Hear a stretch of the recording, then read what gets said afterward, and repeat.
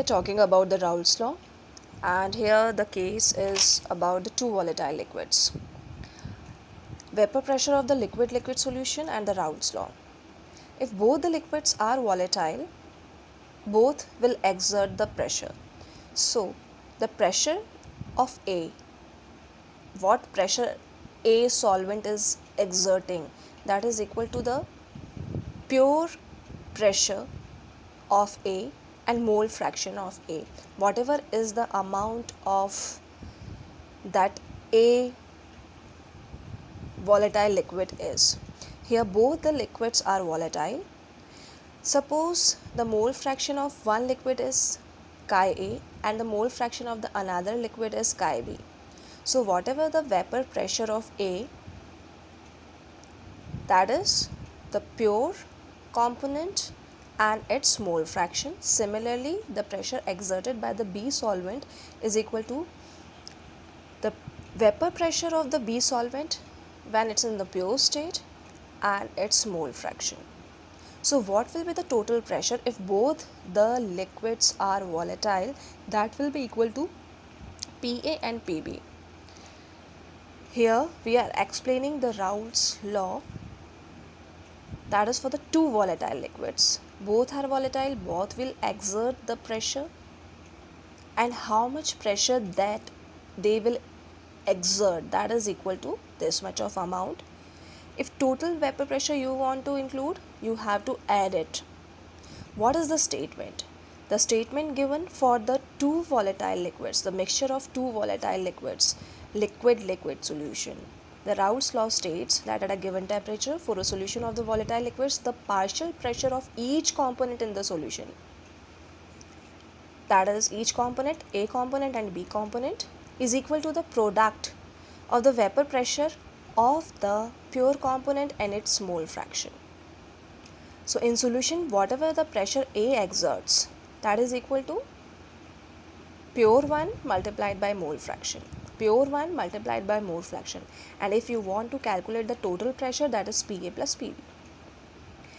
Here PA and PB, you can put these values here. We know that the mole fraction, the total mole fraction A and B, that always equal to 1. If you want to calculate any one, you can subtract this value, goes here, and it comes out to be 1 minus xb. That is actually called chi B. You can put chi A from here to here, and this is simple putting of this value over here. I just did the cross multiplication and this equation comes out. If you want to put the common value outside, here minus P naught A, here comes out to be minus P naught A and this P naught B. This is the case liquid solutions, two volatile liquids. If you want to see the graph of it, so here is the graph. Suppose there is a pure component, means the mole fraction of the A component is 1, means there is no component B. So you can see that the pressure is P naught A if there is no B. Here you can see if there is only B, no A, then the pressure is, that is of B, because here pure component B is present. As from here 0 to 1, A component goes on increasing over here. That's why partial pressure goes on increasing from here to here. When it will be 1, it comes out to be P naught A. Similarly, when you are increasing the mole fraction of B, that is from 0 to 1, the pressure increases, that comes out to be P naught B, that is of the pure component. When pure B is present, whatever is the pressure, that is because of the pure solvent. If only A is present, the pressure is because of the pure solvent. And if you are mixing these two solvents, which both are volatile, the total pressure is this much. So this is explaining the vapor pressure behavior of the liquid solution of the two volatile components obeying the Raoult's law. The dashed line 1 and the 2 represents the partial vapor pressure of the components, and the total pressure is given by the line third. Here P naught A, when complete 1 is present, that is mole fraction of A, means only pure solvent A is present. Here only pure solvent B is present. This is about the two volatile liquids.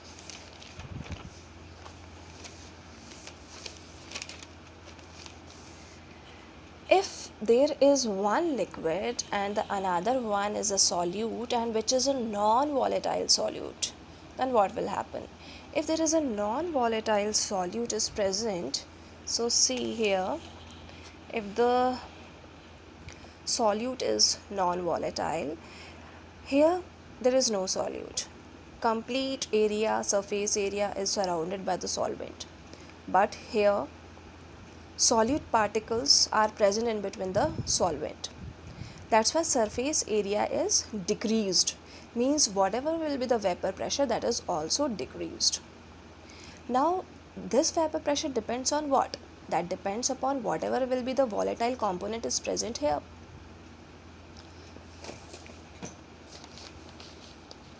The vapor pressure of the solution of the solids and liquids, that is non-volatile solute. If non-volatile solute is present, the surface area is decreased, right?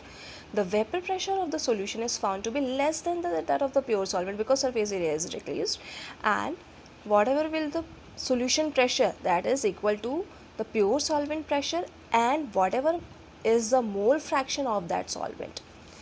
It is explained whatever will be the pressure of the solution, that is pure solvent pressure and its mole fraction.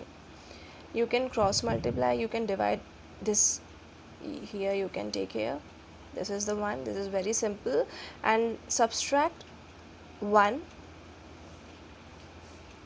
each side from 1, right? Before that, I want to tell you, in the form of statement, at a given temperature, the vapor pressure of a solution containing non-volatile solute is directly proportional to the mole fraction of the solvent. Because here non-volatile solute is present. When the two volatile liquids are present, that is equal to total 1. But if only one volatile component is present, then the formula is this one. Now what you are doing, 1 minus this and 1 minus this. How you will do it? Like this. You know that the mole fraction of A and the mole fraction of B, that if you will add it, it is always 1. And if you want to determine the value of 1 minus x, it is always equal to xb, chi b, sorry, simple, right? You are doing the cross multiplication, P naught A minus P divided by this.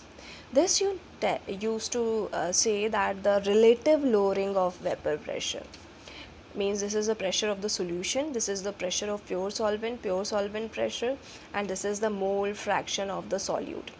In other terminology, in other form of definition, Raoult's law states that the relative lowering in the vapor pressure of an oily solution containing the non-volatile solute is equal to the mole fraction of the solute at a given temperature. This is the relative lowering.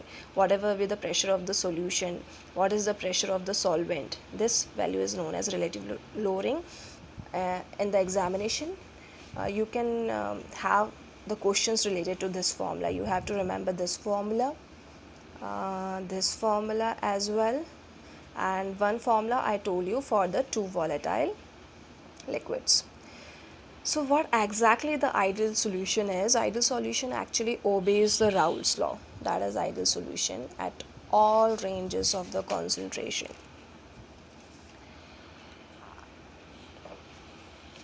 Here I want to tell you the one more graph here, that is the solution pressure is directly proportional to the mole fraction of the solvent. So you can see here that the vapor pressure, whatever will be the vapor pressure of the solution, that only depends on whatever is the solvent, because the solute is non-volatile, right? So whatever is the vapor pressure of solution, that only depends upon the mole fraction of the solvent, that comes out to be straight line if non-volatile solute is present.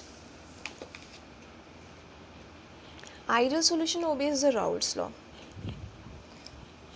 And what Raoult's law says? Raoult's law says that the total pressure is equal to the partial pressures. And how you will determine the partial pressures? Like this.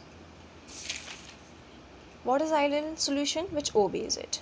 How it will obey? If you are mixing the two solutions. Suppose first you are having the solution A and second solution is B. The force of attraction between the solution A and the force of attraction between the solution B. Now you are mixing both two. The forces are equal. Whatever is the force of attraction between A, B, that is equal to these forces of attraction, then you used to say that the solution is ideal.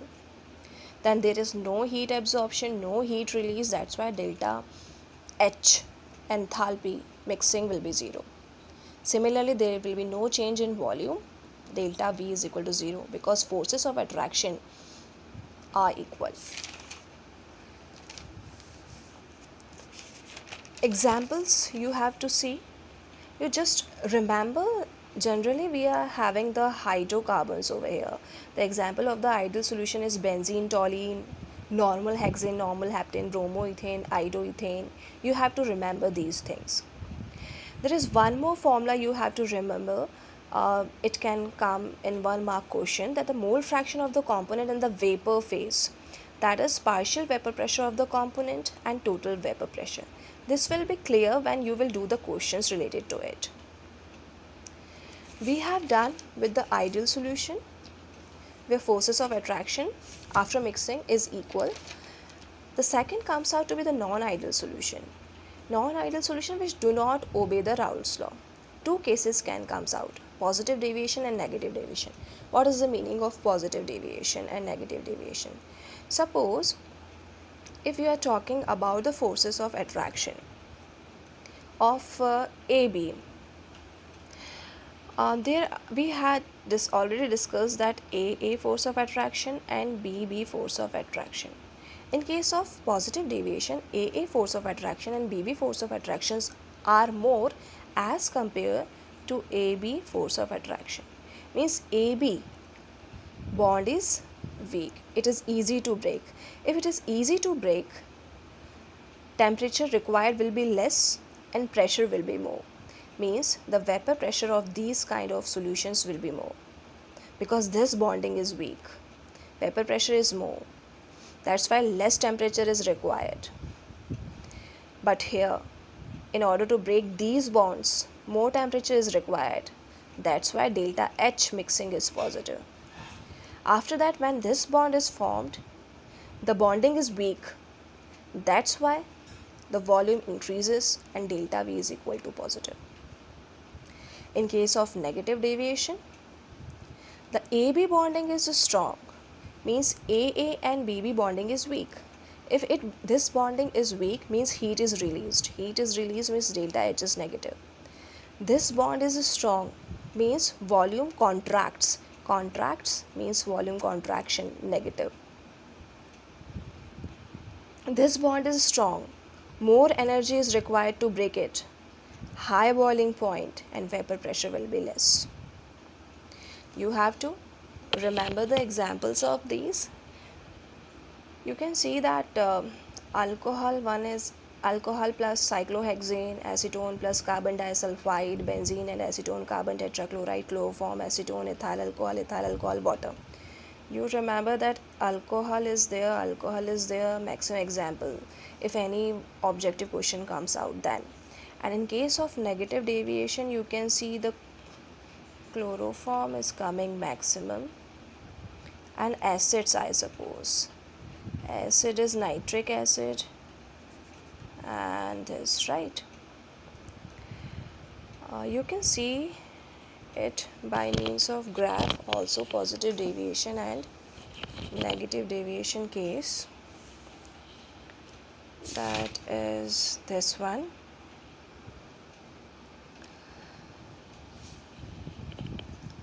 Positive deviation case, pressure increased, right? So here pressure increases and the total pressure increases. Positive deviation, bonding of AB is weak. AB bond is weak, so less temperature is required and vapor pressure increases. Similarly, here negative deviation, vapor pressure decreases, that's why this is the slope. Why vapor pressure decreases? Because bonding of AB is strong. Thank you.